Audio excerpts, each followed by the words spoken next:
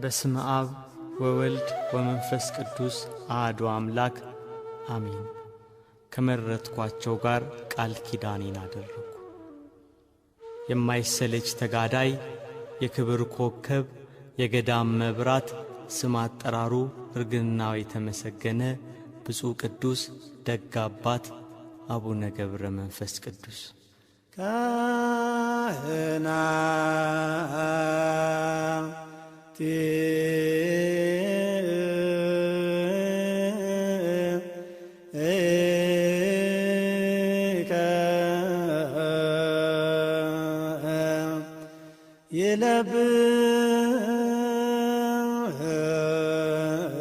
የለብሱ ጽድቀ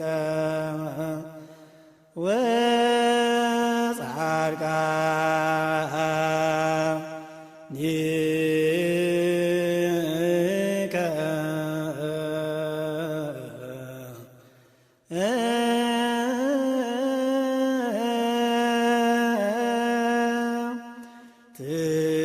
ትፍስሕተ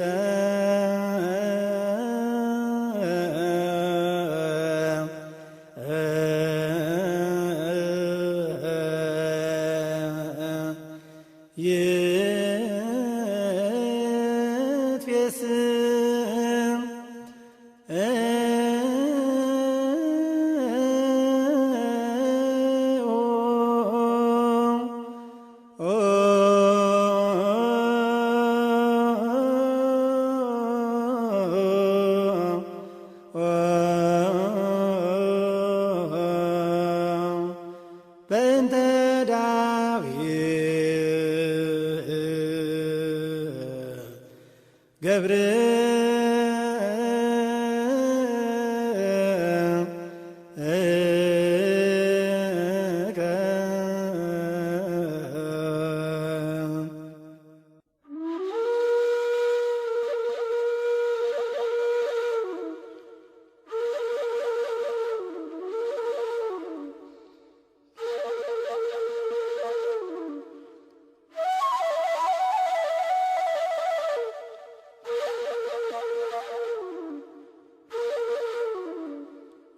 ሀገራችን ኢትዮጵያ ክርስትናን ከመቀበሏ በፊት በሕገ ልቦና እግዚአብሔርን ታመልክ ነበር።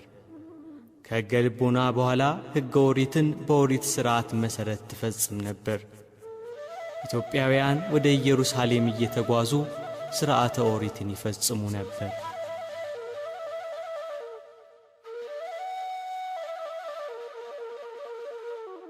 በ39 ዓመተ ምህረት በኦሪት እምነት መሠረት ለስግደት ወደ ኢየሩሳሌም የተጓዘው ኢትዮጵያዊው የንግሥት እንዳኬ ጃንደረባ ወይንም በጅሮንድ ኢየሩሳሌም ደርሶ ሲመለስ ጋዛ አካባቢ የጌታችን የኢየሱስ ክርስቶስ ሐዋርያ ፊልጶስ አስተምሮ አጠመቀው። ኢትዮጵያውያን በዚያ ጃንደረባ ምክንያት ከሕገ ኦሪት ወደ ሕገ ወንጌል መንገድን ጀመሩ። ወንጌል በቤተ መንግሥትና በአካባቢው ተደመጠ።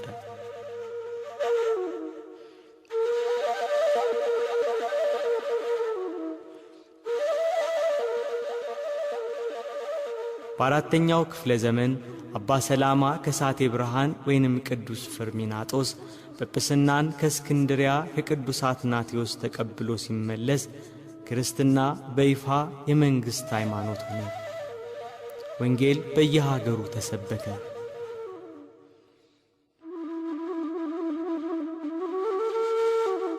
በኦሪት ሥርዓት በነቢያት የተተነበየውን ትንቢት የተመሰለውን ምሳሌ ሲናፍቁ የነበሩ ኢትዮጵያውያን በወንጌል የኢየሱስ ክርስቶስ መሰበክ እውን መሆኑን አምነው ከሕገ ኦሪት ወደ ሕገ ወንጌል ተሻገሩ።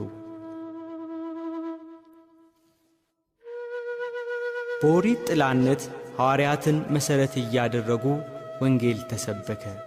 ገዳማት ተገደሙ፣ አብያተ መቅደስ ታነጹ፣ ክርስትና ተሰበከ።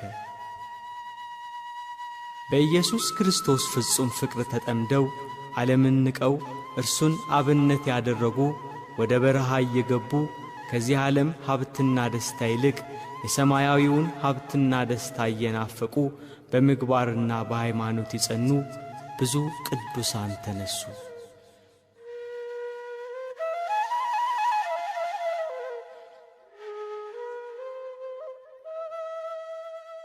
ሐዋርያት በዕጣ ተከፋፍለው ከሀገር ሀገር እየዞሩ ወንጌልን እንዳስተማሩ የሐዋርያትን ፈለግ የተከተሉ ቅዱሳን አባቶች ተራራ እየወጡ ቁልቁለቱን እየወረዱ በዱር በገደል እየተጓዙ ባህር ሐይቁን እየተሻገሩ ከሀገር ሀገር የምስራቹን ወንጌል የክርስትናን ሕይወት ሰበኩ። ኑሯቸውን በበረሃ አድርገው ድምፀ አራዊትን፣ ግርማ ሌሊትን፣ ጸባጋንንትን እየታገሱ የቅድስናን ሕይወት ለሌላው መብራት እንዲሆን ወንጌል በዓለም እንዲስፋፋ የክርስቶስን የማዳኑን ዜና ምሕረቱንና ቸርነቱን አዳረሱ።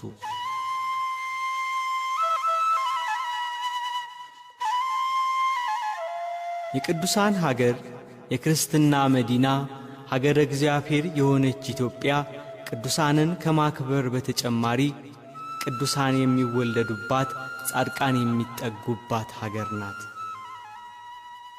ቅድስና ቅዱስ የሆነው እግዚአብሔርን ቅዱስ እንደሆነ በቅድስና ቅዱስ የሚኮንበት ሕይወት ነው። እኔ ቅዱስ እንደሆንኩ እናንተም ቅዱሳን ሁኑ እንዳለ።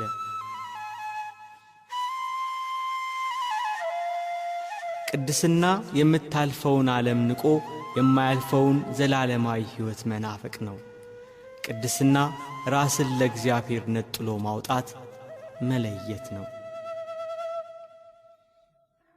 ዓለም በሞቷ ከምትገዛው ከካራን መውጣት ወተትና ማር የምታፈልቀውን የእግዚአብሔርን መንግሥት ከነዓንን መናፈቅ ነው ቅድስና። ቅድስና ነገደ ብንያም ነው። እናቱ አቅሌስያ ትባላለች። ስምዖንና አቅሌስያ ለ30 ዓመታት ያህል መሃን ሆነው ልጅ ሳይኖራቸው ኖሩ።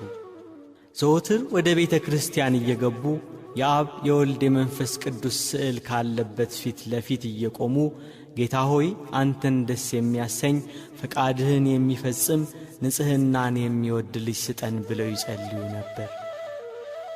ከዕለታት በአንድ ቀን አቅሌስያ ይህንን ጸሎት በቤተ መቅደስ ቆማ ስትጸልይ ከስዕሉ እንዲህ የሚል ቃል ሰማች።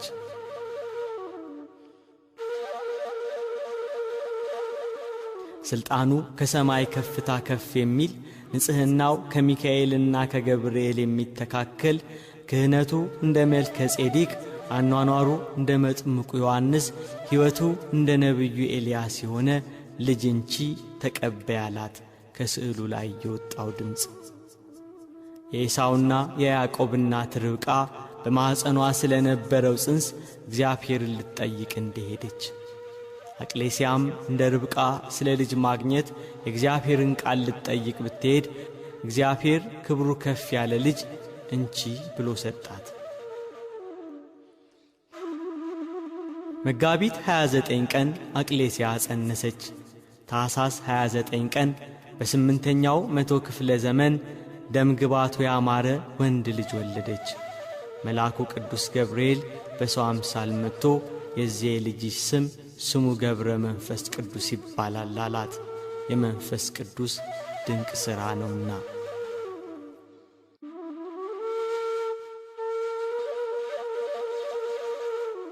ስለ ጻድቁ ኖህ መወለድ በሄኖክ መጽሐፍ እንደተነገረ ከአዋላጅቱ እጅ ተነስቶ ቅዱስ ቅዱስ ቅዱስ እግዚአብሔር አሸናፊ እያለ እንዳመሰገነ አባታችን ገብረ መንፈስ ቅዱስም ዕለቱን ተነስቶ ለአብ ለወልድ ለመንፈስ ቅዱስ ምስጋና ይገባል እያለ ሰገደ።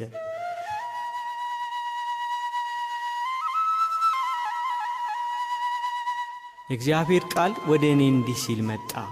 በሆድ ሳልሰራ አውቄአለሁ፣ ከማኅፀን ሳትወጣ ቀድሼአለሁ፣ ለአሕዛብ ነቢይ አድርጌአለሁ እንዳለ ለነቢዩ ኤርምያስ።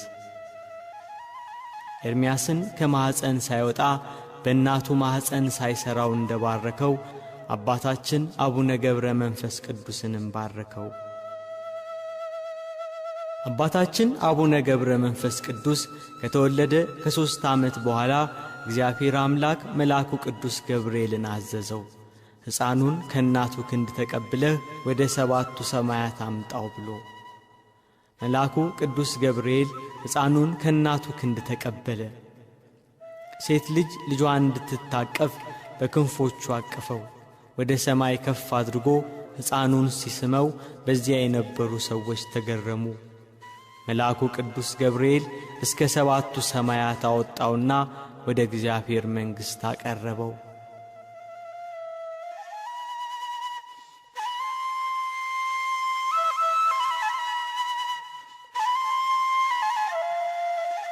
እግዚአብሔር ሕፃኑን ገብረ መንፈስ ቅዱስን ባረከው። ወደ እናቴ ወደ ማርያም ውሰደውና እርሷም ትባርከው አለው። ዳግመኛ አዳም፣ ሴትና ሄኖስ፣ ያሬድና ማቱሳላ፣ ላሜህና ኖህ ወዳሉበት ውሰደው፣ እነርሱም ይባርኩት። አብርሃምና ይስሐቅ፣ ያዕቆብም ወዳሉበት፣ ነቢያት፣ ሐዋርያት ወዳሉበት ውሰደውና ይባርኩት። ሰማዕታትና ደናግላን፣ ሄሮድስ ያስፈጃቸው ሕፃናት ወዳሉበት ውሰደውና ይባርኩት አለው።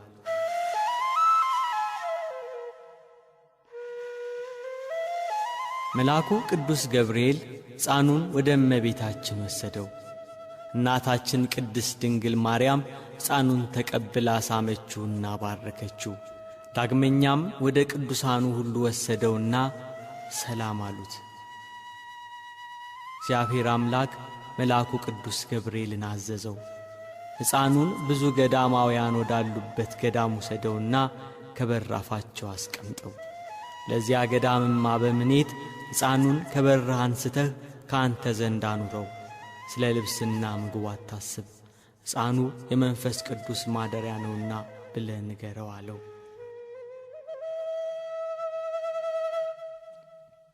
ከዚያ በኋላ መልአኩ ቅዱስ ገብርኤል አባ ዘመደ ብርሃን ወዳለበት ገዳም አወረደው፣ ከመግቢያው በር ላይ አስቀመጠው። ለአባ ዘመደ ብርሃንም እግዚአብሔር ያዘዘውን መልእክት ተናገረ። አባ ዘመደ ብርሃን የመልአኩን ቃል ሰምቶ በሩን ቢከፍት ፊቱን እንደ ፀሐይ የሚያበራ ደም ግባቱ የሚያምር ሕፃን ልጅ ከበራፉ ተቀምጦ አገኘ። እጅግ ደስ ብሎት ለእግዚአብሔር ሰገደና ሕፃኑን አንስቶ ታቅፎ ሳመው፣ ወደ ቤቱም አስገባው።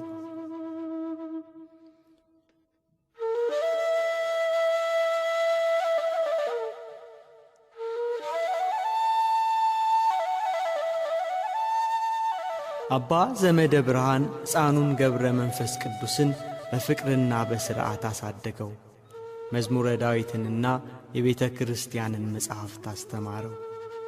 ለማዕረገ ዲቁና ሲደርስ ስሙ አብርሃም ወደሚባል ጳጳስ ወሰደው። ጳጳሱ አብርሃም ባረከውና ማዕረገ ዲቁና ሾመው። እንደ ቀዳሜ ሰማዕት ቅዱስ እስጢፋኖስ አባታችን ገብረ መንፈስ ቅዱስ ጸጋና ሞገስ የተሞላ ሆነ።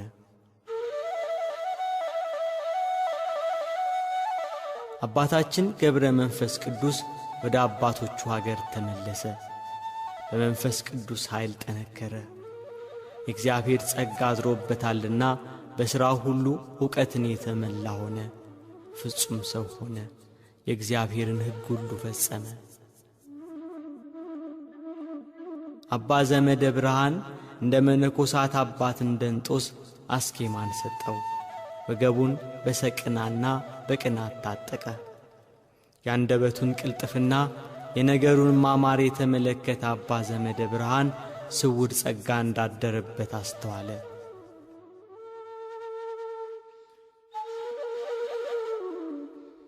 ከዘመናት በኋላ አባታችን ገብረ መንፈስ ቅዱስ ቀሰሰ። በጾምና በጸሎት ተወሰነ። ሰማያዊውን ሕይወት እየናፈቀ ከሰው ተለይቶ በገዳም ብቻውን ኖረ። ምድራዊውን ሀብት ንቋልና እንደ ሐዋርያት የታምራትና የፈውስ ሀብት ተሰጠው።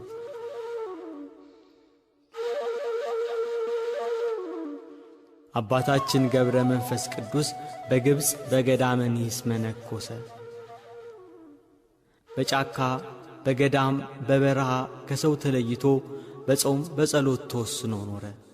በበጋው ሐሩር በክረምቱ ቁር እየተሰቃየ ኖረ። በሰውነቱ ላይ ልብስን አልለበሰም፣ ራቁቱን ነበር። ራቁቱን በባህር ላይ ቆሞ ይጸልይ ነበር። ወገቡን በማቅ በሰንሰለት ታጥቆ ነበር። በዚያ ጫካ ከቅዝቃዜው የተነሳ ሰውነቱ አልቆ አጥንቱ ደርቆ ነበር።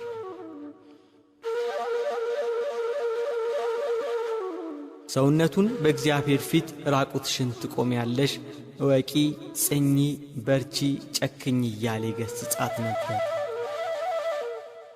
በጾም በጸሎትና በስግደት በብዙ ትጋት ቀንም ሌሊትም ጽሙድ ሆኖ ያለ ረፍት ብዙ ጸሎትን ይጸልይ፣ ስግደትንም ያበዛ ነበር።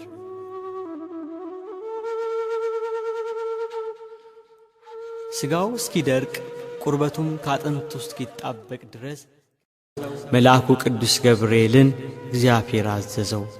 ሲመለስ ከራሱ እስከ ጽሕሙ እስከ እግሩም ድረስ ጠጉር በቀለለት። ጠጉሩም 1 ክንድ ከስንዝር ይሆን ነበር። ልብስ አልፈለገም። እግዚአብሔር በመላ አካሉ ጠጉር አበቀለለት። እንደ በግ ጠጉር ያለ ሥጋውን የሚሸፍን ጽሙ የሚያምር እንደ ቁራ ጥቁር የሆነ እንደ ነጭ ሐር የተፈተለ ግርማው እንደሚያስፈራ አንበሳ ነበር። ቁመቱ እንደ ዘንባባ ነው። መዓዛው እንደ ከበረ በስቂጥስ እንደሚባል ሽቶ ያማረ ሲሆን መዓዛው ጫካውን ይሞላ ነበር። በጽሕሙ የተከበበ ፊቱም እንደ እግዚአብሔር መልአክ ነበር።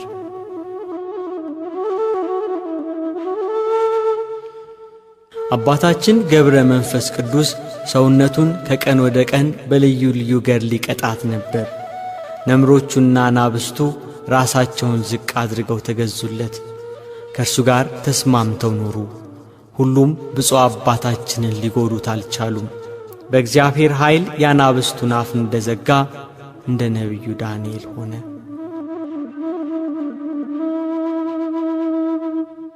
አራዊቱ ወዳሉበት ይዞራል። በእሱ ላይ ክፉ ሊያደርጉበት ቢፈልጉም የእግዚአብሔር ሥልጣን ግን ይከለክላቸው ነበር። አራዊቱ ከእግሩ በታች ይተኙ ነበር። አባታችን አቡነ ገብረ መንፈስ ቅዱስ በሚሄድበትም ጊዜ ይለማመጡታል። ለጌታው እንደሚታዘዝ አገልጋይ፣ ለመምህሩ እንደሚተጋ ደቀ መዝሙር እግሮቹን ይልሳሉ፣ የረገጠውን አፈር ይመገባሉ። ለጸሎት ሲቆም አራዊቱም አብረው ይቆማሉ። ሲመጣ ሲያዩት ሮጠው ሄደው ተንበርክከው ይቀበሉታል። አባታችን ገብረ መንፈስ ቅዱስ እናቱም አባቱም የሥጋ ዘመዶቹም አላወቁትም። በመዓልትና በሌሊት ያለ ረፍት ለእግዚአብሔር ምስጋናን ያቀርባል። እንደ መላእክት በአክናፈ ነፋስ ይፋጠናል፣ እንደ መላእክት በሰረገላ ነፋስ ይሄዳል።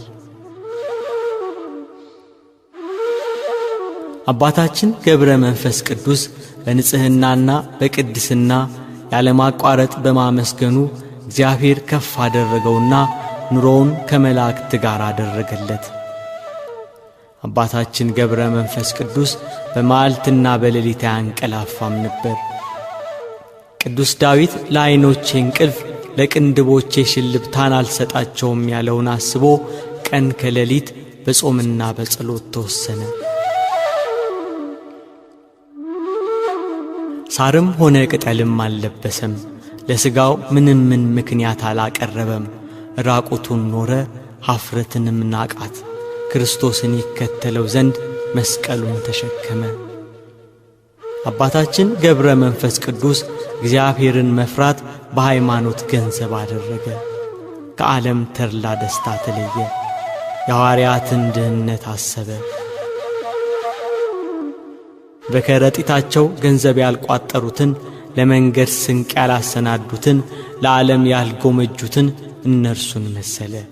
በፍቅራቸው ጸና፣ ፍለጋቸውን ተከተለ። ሥራቸውን ጠበቀ፣ ሀገራቸውን ናፈቀ። በእውነተኛ ሃይማኖት እንደነርሱ ሊያርፍ ወደደ።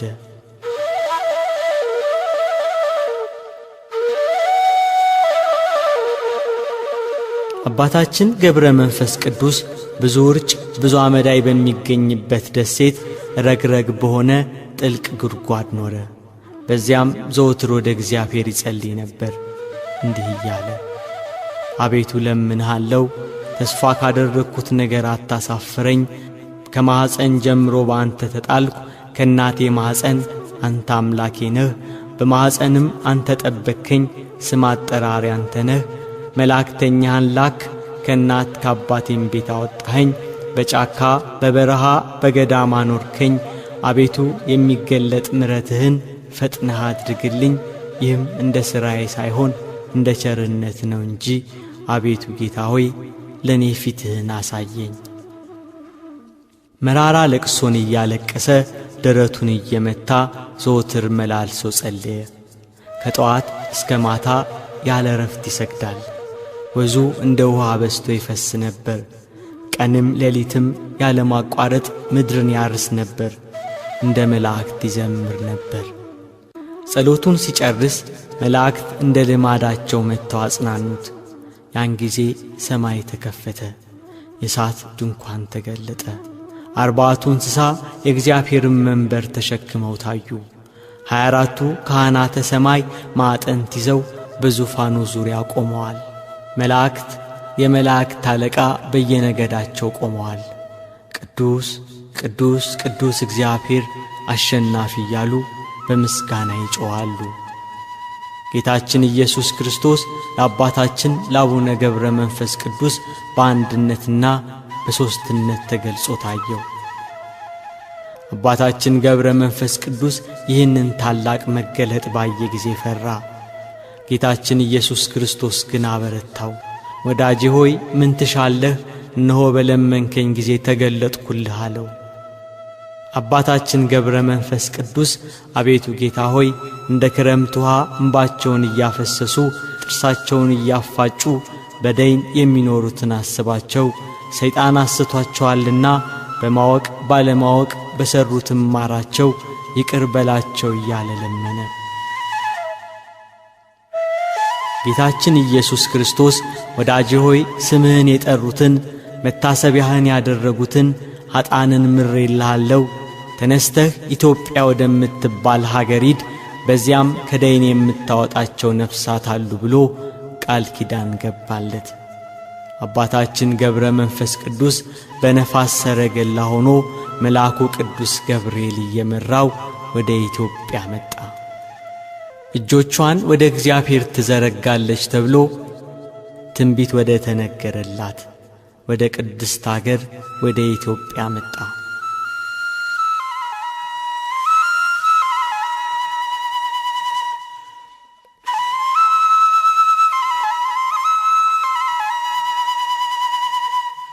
ዓለም በጨለማ በባዕድ አምልኮ በነበረ ጊዜ በሕገ ኦሪት የኖረች ሥርዓተ ኦሪትን ስትፈጽም የነበረ ከኢየሩሳሌም ቀጥሎ ስሟ ወደሚነሳ ወደ ሀገረ እግዚአብሔር ወደ ኢትዮጵያ መጣ።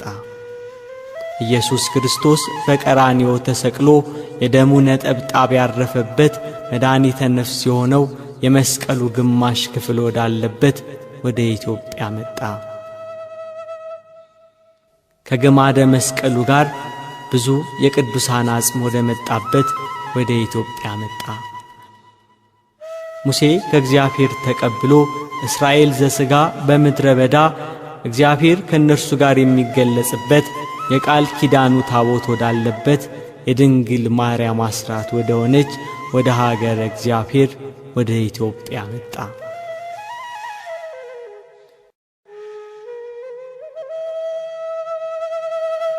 በግብጽ በኩል አድርጎ አክሱም ጽዮን ደረሰ።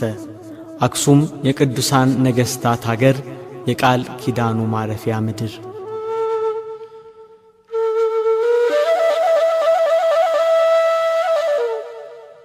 በአክሱም 3 ሱባዔ እየጸለየ ከሰነበተ በኋላ ወደ ሮሃ ወረደ። በላስታ ላሊበላ በሮሃ ከተማ ቅዱስ ላሊበላ ንጉሥ ሆኖ ነግሶ የነበረበት ዘመን ነበር። ከአባታችን ጋር ላስታ ላይ ተገናኙ። ቅዱስ ላሊበላ የጸጉሩን ርዝመት ተመልክቶ ተገረመ። የሚጸልይበትና የሚያድርበት የእንግዳ ቤት ሰጥቶት ጥቂት ቀን ከእርሱ ጋር ሰነበተ። አባታችን ገብረ መንፈስ ቅዱስ እየጸለየና እያስተማረ በላስታ ከቅዱስ ላሊበላ ጋር ጥቂት ጊዜያት ሰነበተ። ከቀናት በኋላ ገብረ መንፈስ ቅዱስ ላሊበላን ተሰናብቶ እግዚአብሔር ሂድ ወዳለው ወደ ዝቋላ ለመሄድ ተነሳ።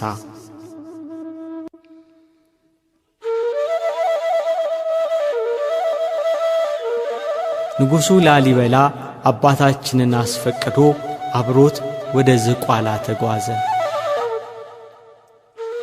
ዝቋላ ሊደርሱ ጥቂት ቀራቸው።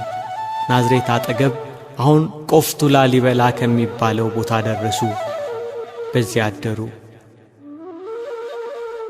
ሌሊት በዚያ ቦታ ላይ ወደፊት ቤተ ክርስቲያን እንደሚሰራ በራእይ ለአባታችን ታየው።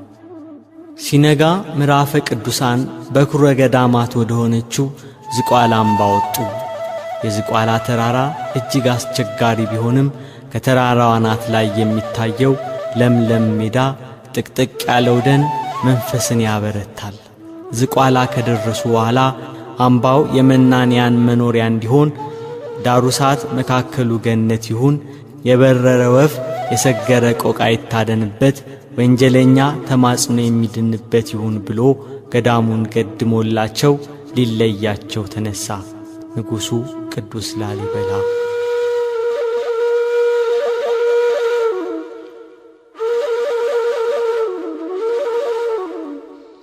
አባታችን ገብረ መንፈስ ቅዱስ ላሊበላን ሲያሰናብት ስትመለስ በመንገድ ላይ ሮሃ እንደሰራኸው የቋጥኝ ፍልፍል አብያተ ክርስቲያንን ሰርተህ ስሟን አዳዲ ማርያም ብለህ ሰይማት፣ ታቦተ ማርያምን አስገብተህ ወደ ሮሃ ወደ ቤተ መንግሥትህ ተመለስ፣ ጊዜ ሞትህ ቀርቧል ብሎ ቡራኬ ሰጥቶ አሰናበተው። ቅዱስ ላሊበላ አባታችን እንዳዘዘው ሲመለስ የአዳዲ ማርያምን ቤተ ክርስቲያን ሰርቶ ታቦተ ማርያምን አስገብቶ ወደ ቤተ መንግሥቱ ተመለሰ። ብዙም ሳይቆይ ንጉሥ ቅዱስ ላሊበላ አረፈና በቤተ ጎለጎታ ተቀበረ።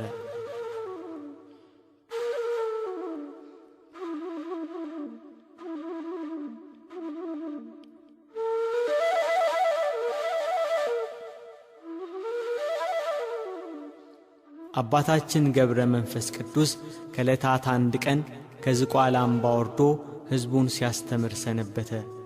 ወደ በዓቱ ለመመለስ የዝቋላን ተራራ ሊወጣ ወንበር ማርያም ደረሰ። ወንበር ማርያም ከዝቋላ አምባ ስር ከተራራው ግርጌ ትገኛለች። ወንበር ማርያም ጋር ከዛፉ ስር 3 አረጋውያን ሰዎች ተቀምጠው አየ። አረጋውያኑ የመንገድ ዝለት ያደከማቸው ይመስላሉ። አንዳንድ ምዕራፍ እያዘለ ወደ ተራራው ጫፍ እንዲያወጣቸው ጠየቁት። አባታችን ገብረ መንፈስ ቅዱስ በተራ አንደኛውን በጀርባው አዝሎ ጥቂት እንደተጓዘ አንተ የማትበላ የማትጠጣ ሰው ሆይ ደክሞሃልና ከዚያ አስቀምጠኝ አለው። ከዚያ አሳርፎት የቀሩትን 2ቱን በየተራ መጣቸው። የሰውነታቸው መዓዛ ልብን ይሰልባል። የመልካቸው ደም ግባት ተመሳሳይነት አይገኝለትም ነበር። በዚህ የተገረመ አባታችን ከወዴት መጣችሁ ብሎ ጠየቃቸው። ደም ግባታቸው የመዓዛቸው ሽታ አካባቢውን አውዶታልና። በሦስትነትና በአንድነት ታዩት። አሁን ሥላሴ እንደተገለጹለት ገባው። ለአባቶች አባት ለአብርሃም በመምሪያ አድባር ዛፍ ስር 1ም 3ም ሆነው እንደተገለጹት ለአባታችን በዝቋላ ተራራ ላይ በአንድነትና በሦስትነት ሥላሴ ታዩት። ወደ ሰማይ አወጡት፣ 7ቱ ሰማያት አደረሱት።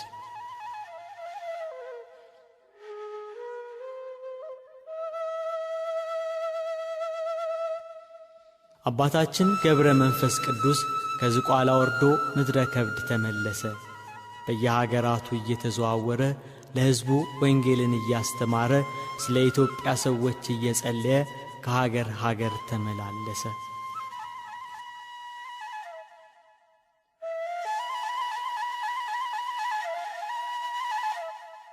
አባታችን ገብረ መንፈስ ቅዱስ 300 ዓመት ሆኖት ነበር። በዝቋላ በውሃ ዳር ቆሞ ምስራቁና ምዕራቡን ሰሜንና ደቡቡን ተመለከተ። እግዚአብሔር ከእርሱ ጋር ነበርና የኢትዮጵያ ሰዎች ኃጢአትም በፊቱ ታየው። ወደ ባህር ቁልቁል ተዘግዝቆ ከባህር እንዳልወጣ በእግሬም እንዳልቆም በያው ስምህ እምላለሁ እያለ ቃል ኪዳን ስለተገባለት ስለ ኢትዮጵያውያን 40 መዓልትና ሌሊት በባህር ውስጥ ቆየ።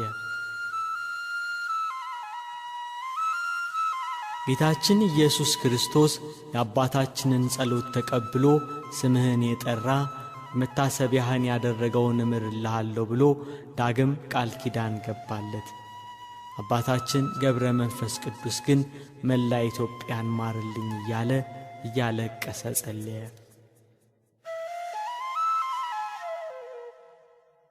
በዚያ ባህር ውስጥ 100 ዓመት ኖረ። ሥጋው አለቀ፣ ደሙም በባህር ውስጥ ፈሰሰ፣ ውሃውም ደም መሰለ። አጥንቶቹ እንደ በረዶ ሆነው ታዩ። አጋንንት በየቀኑ እየመጡ በፍላጻዎቻቸው ይወጉት ነበር።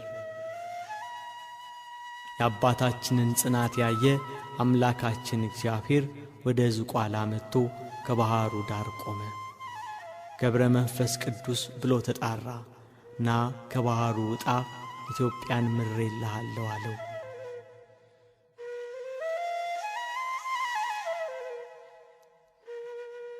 በእግዚአብሔር ቸርነት አጥንቱ ተበሳስቶ ሥጋው አልቆ ከባህሩ ወጣ።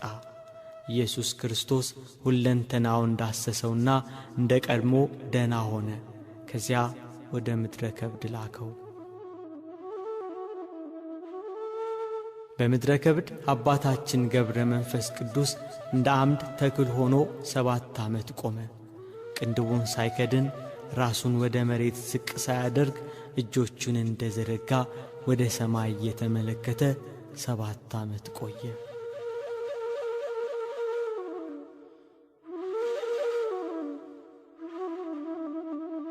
ሰይጣን የአባታችንን ጽናት ሲመለከት በቅናት ተነስቶ በቁራ ተመስሎ ዓይኖቹን አነቆረና ሳወረው። እርሱ ግን ምንም ሳያጓድል እስከ 2 ሳምንት ድረስ በትጋት ወደ ሰማይ እንዳቀና ሲጸልይ ቆየ። እመቤታችን ቅድስት ድንግል ማርያም ሐምሌ 5 ቀን የብርሃን ዓይን አምጥታ ተከለችለት።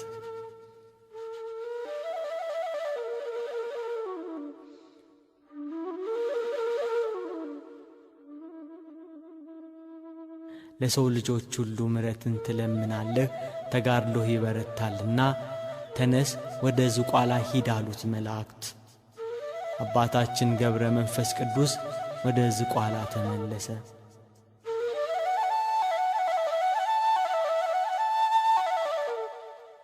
ነቢያትና ሐዋርያት ወገናችን እያሉት መላእክት በክንፎቻቸው አቅፈው እመቤታችን ቅድስት ድንግል ማርያም ወዳጄ እያለችው በመብረቅ ላይ ሆኖ ወደ ዝቋላ ሄደ።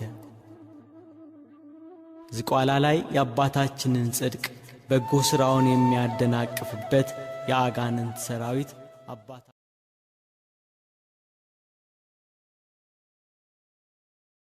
ተተከለ። ያዕቆብ በሎዚያ ያያት መሰላል በምድረ ከብድም ተተከለች። የአባቶች አባት ያዕቆብ ከአባቶች ጋር እንደገና ትደሰት ዘንድና የአባቶች አባት አብርሃም፣ ይስሐቅ፣ ነቢያት፣ ሐዋርያት፣ ቅዱሳኑ ሁሉ ነው።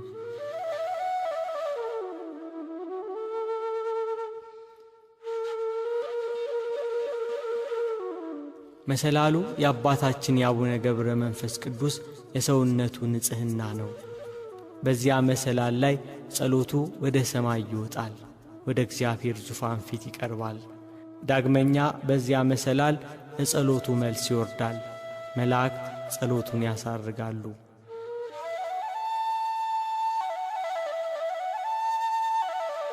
አባታችን እጁን ዘርግቶ ለጸሎት በቆመ ጊዜ የሰማይ በር ይከፈታል፣ መንበረ ጸባዖት ድረስ ያያል። ርዕሰ አበው ነውና አባታችን ገብረ መንፈስ ቅዱስ በተራራና በዋሻ የሚገኙትን መነኮሳትን እየሄደ ይጎበኛቸዋል። አመጣጡ እንደ ነፋስ፣ አካሄዱም እንደ መላእክት ነው።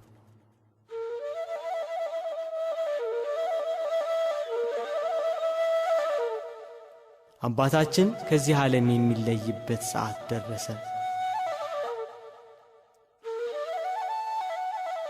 በዚህ ጊዜ ወደ ብሔረ ሕያዋን ሄዶ እግዚአብሔር የመረጣቸውን ጎብኝቶ ተመለሰ። ጌታችን ኢየሱስ ክርስቶስ ከአባታችን ከገብረ መንፈስ ቅዱስ ጋር ቃል ኪዳን አደረገ። ከመረጥኳቸው ጋር ቃል ኪዳኔን አደረግኩ እንዳለ መታሰቢያህን ያደረገውን ስምህን የጠራውን በጸሎቴ የታመነውን እምርልሃለሁ። ለጾም አዳሪዎች ምጽዋትን የሚሰጥ የተራበውን የሚያበላ የተጠማውን የሚያጠጣ ከአንተ ጋር በሰማያት አኖረዋለሁ አለው። አባታችን ገብረ መንፈስ ቅዱስ ቃል ኪዳን የተቀበለበት ቀን ጥቅምት 5 ቀን ነው።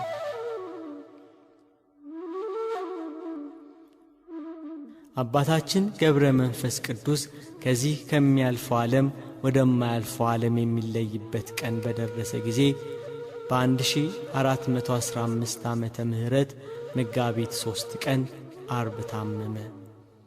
ለሞት የሚያበቃ ጽኑ ሕመም አገኘው።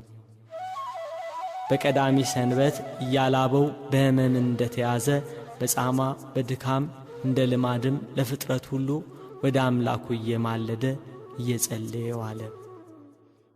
ቅዳሜ ሲመሻሽ ሰውነቱ ደከመ፣ መናገር ተሳነው። ከታመመበት ቀን ጀምሮ እስከሚሞትበት ቀን ድረስ በትዕምርተ መስቀል አምሳል ማማተቡን አላቋረጠም።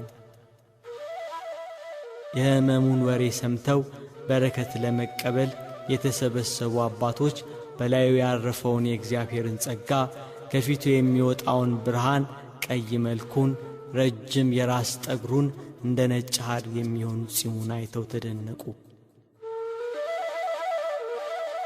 ቅዳሜ ለእሑድ አጥቢያ መጋቢት 5 ሌሊት 7 ሰዓት ሲሆን ከሰማይ የነጎድጓድ ድምፅ ተሰማ።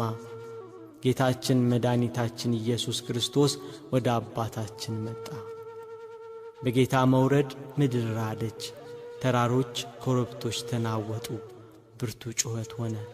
ከዚህ በኋላ ጌታችን ኢየሱስ ክርስቶስ ወዳጄ ሰላም ላንተ ይሁን እያለ ፊት ለፊት አናገረው። የተጋድሎውን ዋጋ ዓለምን ጥሎ የመነነበትን ገንዘብን ሁሉ ጥሎ የተከተለ የሚያገኘውን ዋጋ ሰጠው። የማያልፍ የማይቋረጥ ቃል ኪዳን አደረገ። የጻድቃን መታሰቢያ ለዘላለም ይኖራል ተብሏልና ለዘላለም ስሙን እየጠሩ ምልጃውን የሚጠባበቁ የአባታችንን ጸሎት በእምነት የተቀበሉ ሁሉ ቃል ኪዳኑ እንዲደርሳቸው በምድር ከመረጠው ምድራዊ መልአክ ርዕሰ አበው ከሆነ ከአባታችን ጋር ቃል ኪዳንን አደረገ። ጌታችን ኢየሱስ ክርስቶስ ከአባታችን ጋር ቃል ኪዳን ሲገባ የአባታችን የእጅና የእግሩ ጣቶች እንደ ፋና በሩ፣ ከጠጉሩም ወተት ይፈስ ነበር፣ ከአፉም በረድ የሚመስል ነጭ ንብ ይወጣ ነበር። ወደ ሰማይ ይወጣል፣ እንደገናም ይወርዳል፣ ወደ አፉም ይመለሳል። ከአባታችን ከእጅና ከእግሩ የሚወጣው ከጠጉሩም የሚፈሰው ወተት የመላእክት ምሳሌ የሆነው ቅድስናው ነው። ከአፉ የሚወጣው ነጭ ንብ ቂም በቀል የሌለው ጸሎቱ ነው። የአባታችን ነፍሱ ከሥጋው ተለየች። ጌታችንም ተቀብሎ ሳማት፣ ደስታን ሞላት።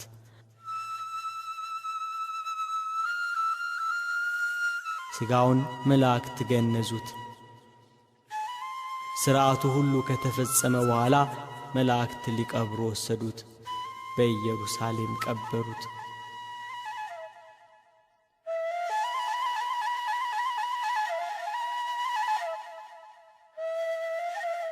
በአባታችን የሥጋ ረፍት ቅዱሳን አባቶች ሁሉ አዘኑ። የረገጠውን መሬት እየላሱ የተመገቡ እግዚአብሔር በሄደበት እንዲሄዱ የሰጠው አናብስትና ነምሮች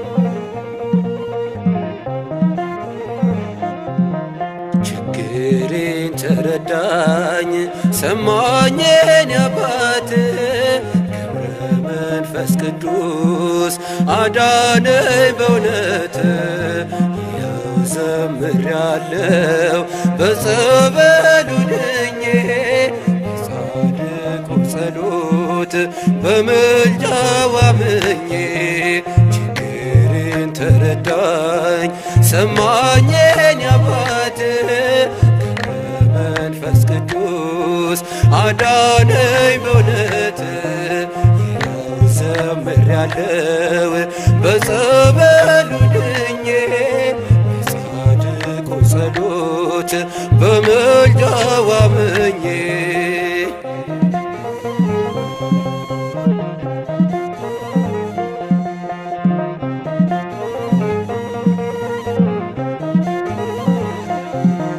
ከእግሩ ስር ወድቄ ብሶቴን ስነግረው የሆንኩትን ሁሉ ሚስጥሬን ሳዋየው አይዞ ልጅ አትዘን ብሎ አጽናናኝ ታሪኬን ለውጦ በፊቱ አቆመኝ ችግሬን ተረዳኝ ሰማኝ የኔ አባት ገብረ መንፈስ ቅዱስ አዳነኝ በእውነት ይኸው ዘምሬአለሁ በጸበሉ ድኜ በጻድቁ ጸሎት በምልጃው አምኜ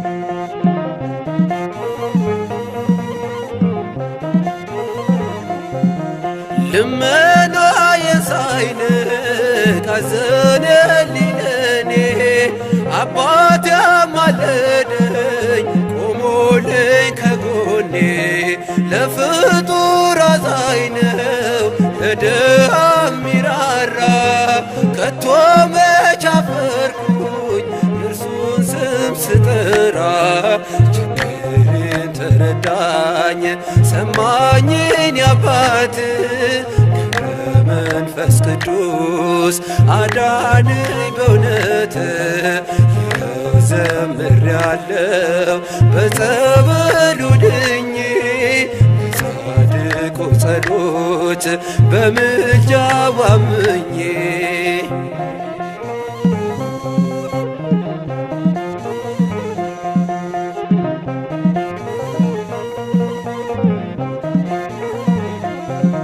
ጸበሉ ፈዋሽ ነው ገድሎ የሚያስደንቅ የአባቴ ልመና ከአምላክ የሚያስታርቅ ላሸብሽብ ልዘምር በእልልታ ልቀኝ ገብረ መንፈስ ቅዱስ እኔ ስለረዳኝ ችግሬን ተረዳኝ ሰማኝ የኔ አባት መንፈስ ቅዱስ አዳነኝ በእውነት ይኸው ዘምሬአለሁ በጸበሉ ድኜ በጻድቁ ጸሎት በምልጃው አምኜ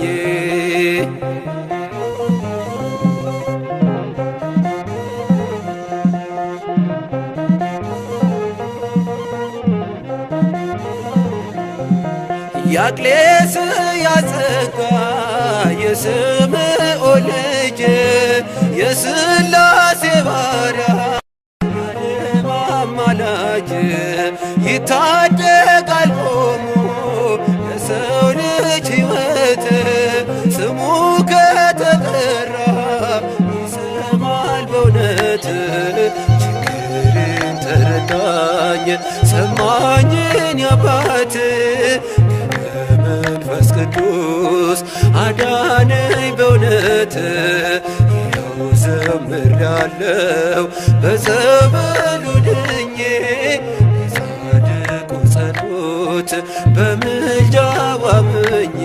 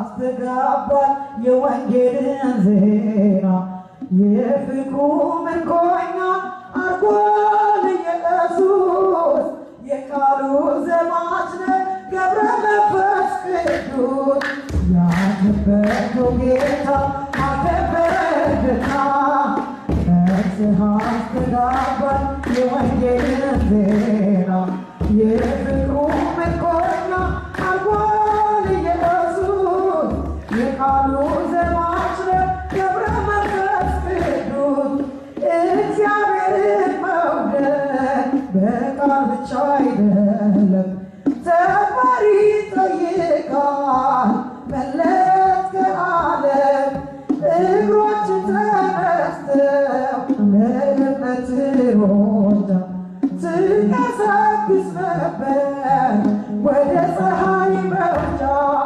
ያከበርከው ጌታ አከበረህና ነፍስህ አስተጋባን የወንጌልን ዜና የፍቅሩ ምርኮኛ አርጓል ኢየሱስ የቃሉ ዘማች ነህ ገብረ መንፈስ ቅዱስ ጽድቅን መቀበያ እምነት ሆኗለች የእግዚአብሔር ምክር ቅርቡ ሞልቷለች በምግባር ተመሃል ትውልዱን ልትመራ እግራችን እንዲቆም በጽዮን ተራራ ያከበርከው ጌታ አከበርክና ነፍስህ አስተጋባን የወንጌልን ዜና የፍቅሩ ምርኮኛ አርጓል ኢየሱስ የቃሉ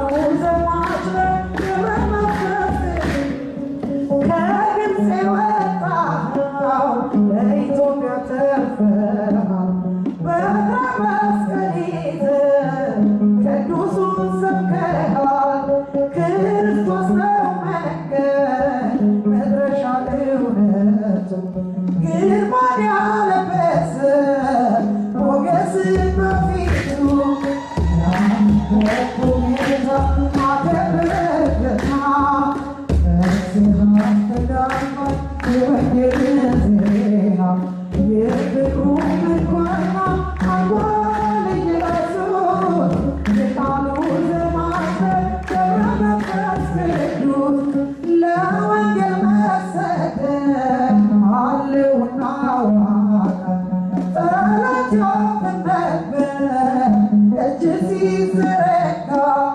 የጻድቅ ሰው ጸሎት ኃይልን ታደርጋለች ነፍስ በጌታ ዘንድ በክብር አርፋለች ያከበርከው ጌታ አከበርክና ነፍስህ አስተጋባን የወንጌልን ዜና የፍቅሩ ምርኮኛ አርጓል ኢየሱስ የቃሉ ዘማች ነህ ገብረ መንፈስ ቅዱስ ያከበርከው ጌታ አከበርክና ነፍስህ አስተጋባን የወንጌልን ዜና የቃሉ ምርኮኛ